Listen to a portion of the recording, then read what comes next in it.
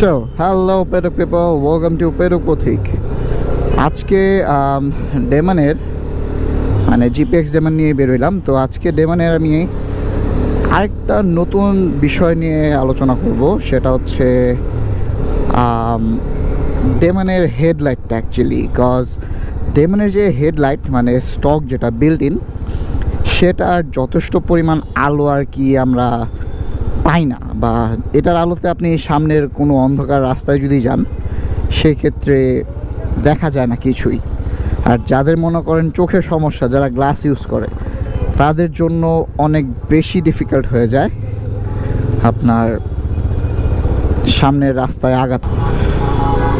অন্ধকারে যাব আমরা, নাহলে অ্যাকচুয়ালি যেমন এখন দেখেন, এখন কিন্তু বাইকের হেডলাইট জ্বলতেছে, কিন্তু আপনারা কিন্তু কেউ বুঝতেছেন না যে সামনে লাইট আছে বা নাই।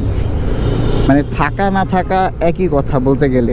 আমি জানি না কেন, বাট 250 সিসি একটা ডেমন, পুরনো ডেমনেও কিন্তু সেম জিনিসটাই ছিল, সেম লাইটই ছিল। ওই লাইটে কিন্তু অতটাও বোঝা যায় না।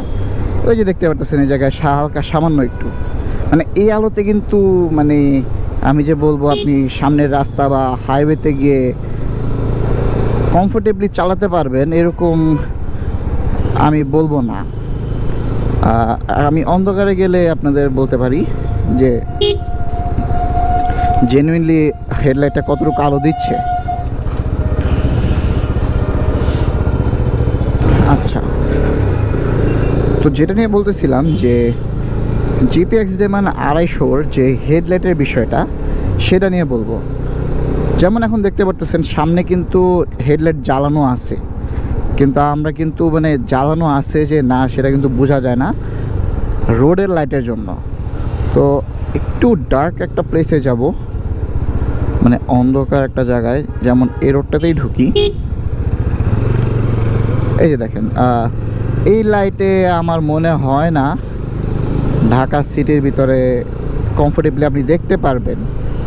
আর যেহেতু একটা 250 সিসির বাইক, সেটা দিয়েও মনে হয় না যে সামনে এত ক্লিয়ারলি দেখা যাচ্ছে।